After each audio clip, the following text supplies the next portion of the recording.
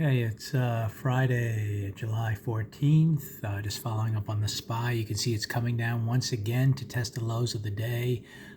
It just tied it here at 19, so I think it's going to break through it. And then right below there, as discussed, is these double bottoms here on the pre-market range near the blue line. So I think we're going to really fly through this area. The question is, do we, continue after we do that, or is that kind of taking liquidity and then not going much further for the rest of the day? We'll find that out. But anyway, I discussed how I re-entered the SPY puts up here as anticipating that this liquidity was going to be tested again, and there we go. We're just breaking right through it.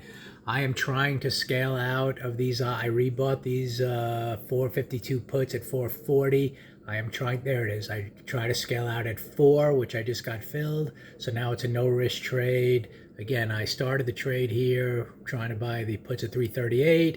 I couldn't scale out the first move down, and then I had to break even about 343. I re-entered at 340. Now I just scaled out at 4, and you can see we're getting a big break below there. The options are now up to 417, 420, 425. So really moving up nicely. Here's the break. The question is, now we're below the halfway point of the prior day, so we will see if we reach, get an outside day to the downside. You don't know how far this is going to go. But this was the kind of the anticipated move. You have a gap in here, so there's all kinds of potential to the downside, but it could just be a big liquidity purge too. We'll have to just see. So anyway, it's no risk. I just wanted to show you. Bought the first puts here at this red line.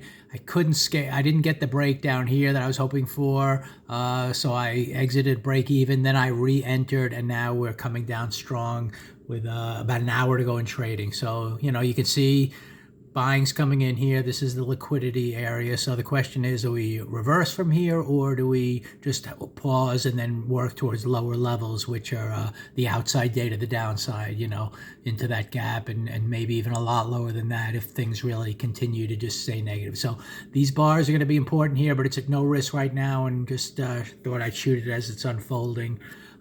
Breaking below, the targets that I think were pretty high probability, even from early on in the session.